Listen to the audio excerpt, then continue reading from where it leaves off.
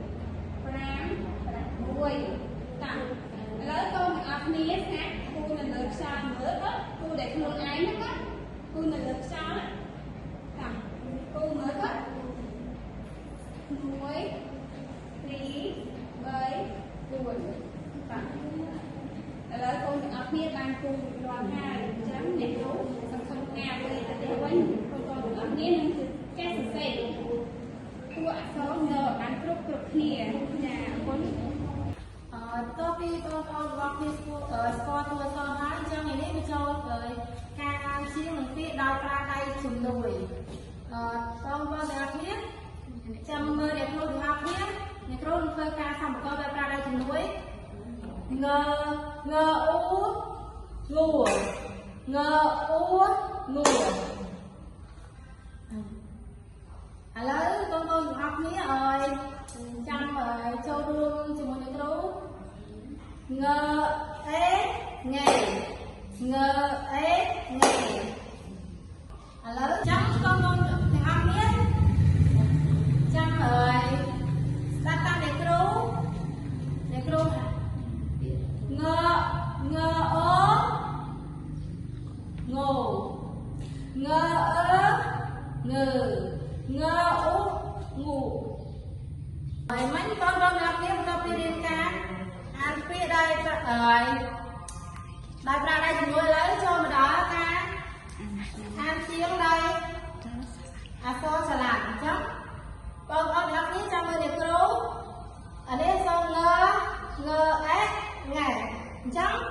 តពីបងប្អូនទាំងអស់គ្នាមើលអ្នកគ្រូរួចហើយអញ្ចឹងបងប្អូនទាំងអស់គ្នាសំកជាមួយអ្នកគ្រូងអ៊ូងូធ្វើការសំកដោយខ្លួនឯងអ្នកគ្រូនឹងបង្ហាញពាក្យងអានេះគឺងអ៊ីពីថ្ងៃមុនយើងបានរៀនរួចហើយប៉ុន្តែមុននឹងចាប់តាមបង្រៀនសូមកូនយកចិត្តទុកដាក់ស្ដាប់លោកគ្រូសិនណាគ្រូមានពា ទី1ងអ៊ី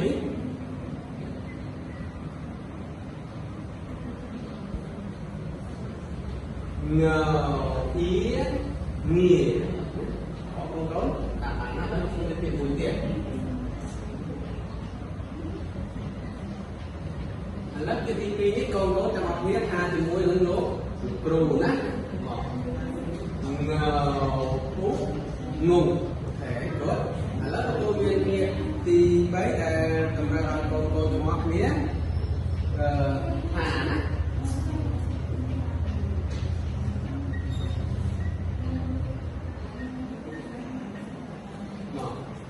គ្រូจะก่อนแล้วกองคนทานเลยนะอ๋อนะกองคนแล้วครูនឹងមានពាក្យថ្មីតទៀតណាតែមុននឹងក្រុមកូនខាងតាមរៀនកូនត្រូវតែស្ដាប់លោកគ្រូទៅមុនទៅណារក្សាភាពស្ងៀមស្ងាត់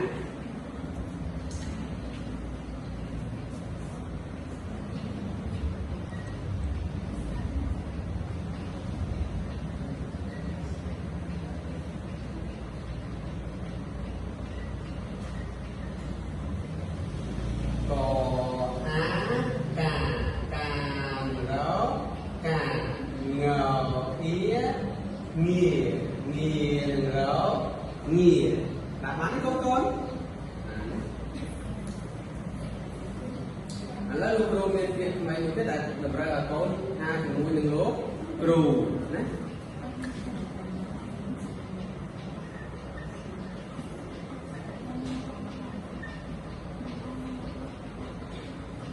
មកឥឡូវថាដំណើរគ្នាជាមួយលោកគ្រូណាងអ៊ីងីងអឺងើងីងើអូណាកូនកូនឥឡូវកូនត្រូវតែថាពាក្យថ្មីមួយទៀតដោយសារឲ្យខ្លួនឯងណាមិនកូនមកថាជាមួយគ្រូឥឡូវពាក្យថ្មីទៀតតែតម្រូវឲ្យកូនទាំងអស់ថាទាំងអស់គ្នាណា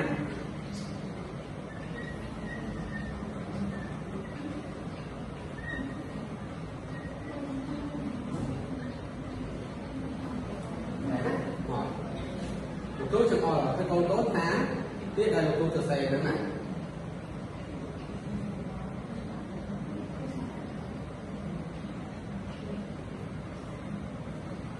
បានទេកូន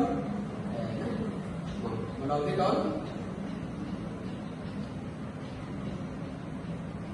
អូណាកូនកូនណាអញ្ចឹងក្នុងថ្ងៃនេះកូនបានរៀនពីថ្មីកូនអាច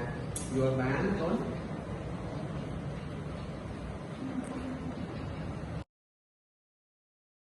thì dùng để cái đồng bài nghe này chắc đồng bài nghe cứ mình đi theo đồng bài đa mình nghe chia sẻ chả chắc là cái năng bằng cả kia là mình cái là bạn là mình kia đồng bài nghe chứ không sao lại không nói kia đấy có cùng xóm sang đồng bài nghe chắc có hơn cái kia đồng bài nghe năng nữa thôi nó chả là nó này chắc con ăn cái đi cho mua được nó nói nghe đồng bài nghe chả chắc là cái đó năng cái là ban mùi thì mùi con nói nghe chắc là con chỉ nhập đá đấy biết là làm máy nó mà chia phốt phí tổng chất như cái con kia là nó nghe biết là làm máy chia phốt phí đồng bái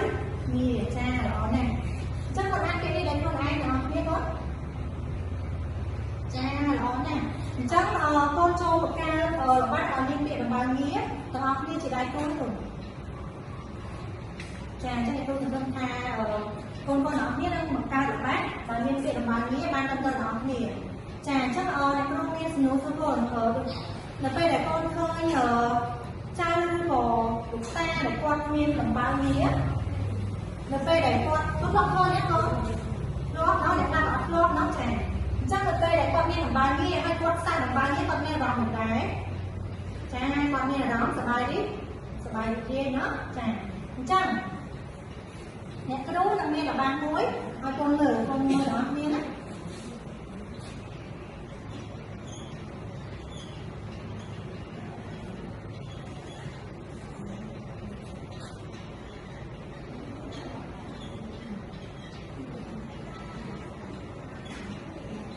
chà con thấy là ban đó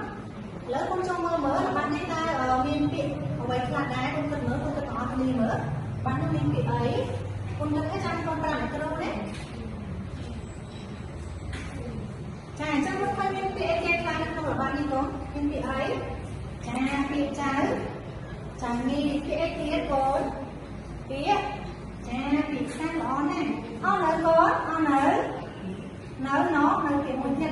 ពាក្យគេពាក្យដំបៅងារល្អណាស់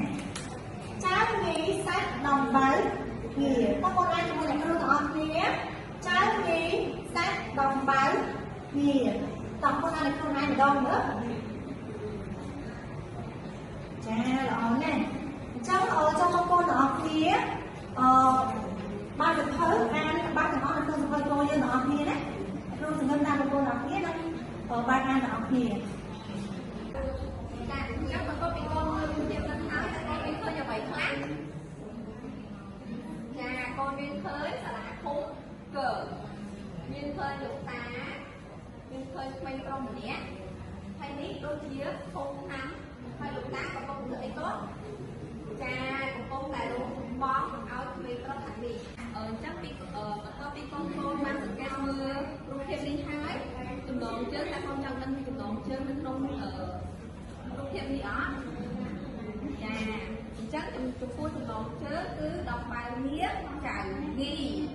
ចាតោះអញ្ចឹងកូនដល់គ្នាអានជាមួយអ្នកគ្រូដងបែវងារចៅងីតោះឥឡូវកូនសាកអានដល់ខ្លួនឯងមើលកូនចាបើជឿល្អណាស់កូនចាបន្ទាប់ពីកូនបានដឹងចំណងជើងរួចហើយតើកូនចង់ដឹងពីខ្លឹមសារនៅក្នុងអត្ថបទនោះអត់កូនចាតោះឥឡូវកូនទាំងអស់គ្នាស្ដាប់អ្នកគ្រូអានអត្ថបទចៅដងបែវងារចៅងីតោះស្ដាប់អ្នកគ្រូតាងូទៅភូមិកចៅងីទៅហៅតានូដងបែវងារចៅងីតាងូហើយដងបែវចៅងីដងបែវងារចៅងីសាក់ចាតោះឥឡូវកូនអានជាមួយនឹងអ្នកគ្រូទាំងអស់គ្នាអំពីអត្ថបទមួយហ្នឹងតាងូទៅភូមិកចៅងីទៅហៅតាគូដំបែវងារចៅងីដងតាងូហើយដំបែវចៅងីដំបែវងារចៅងីសាក់ចាបន្ទាប់ពីកូនអានជាមួយអ្នកគ្រូហើយឥឡូវកូនអានដល់ខ្លួនឯងម្ដងតោះចាប់ដើម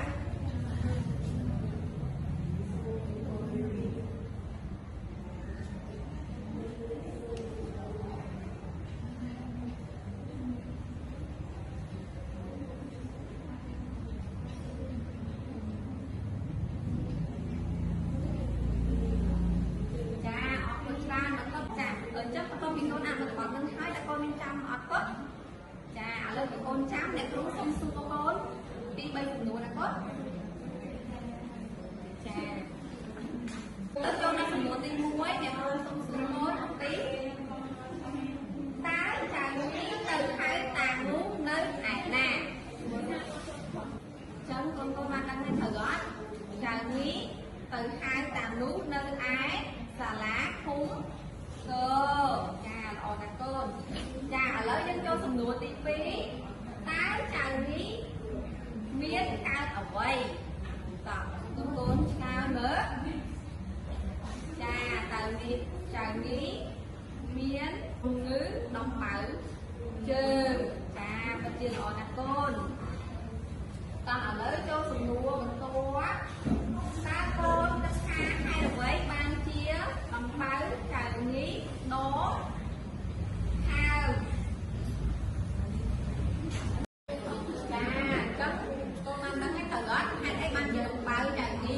ដោយសារតែគាត់ដើរច្រើនពេកទៅឲ្យការរកកន្លែងបើរបស់គាត់នឹងមិនមានសាក់វាឡើងហើម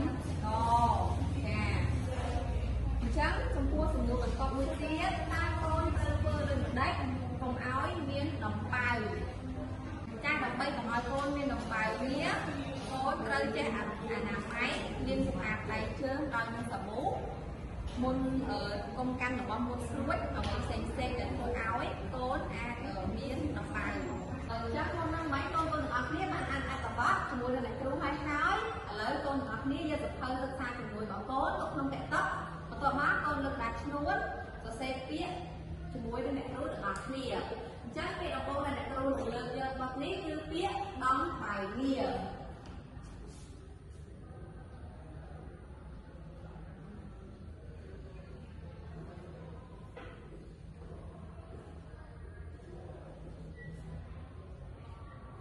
ចាកូនមើលពាក្យដែលអ្នកគ្រូសរសេរហើយពាក្យរបស់កូនសរសេរហ្នឹងត្រូវគ្នាអត់កូន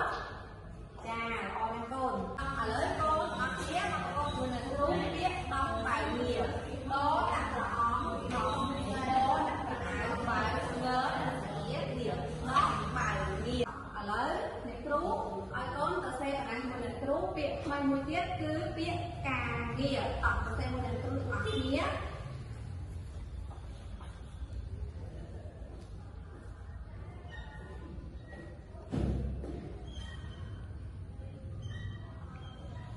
ចាកូនមើលកូនត្រូវអត់កូនមើលពាក្យការងារជាមួយនឹងការសរសេររបស់កូនត្រូវអត់ចា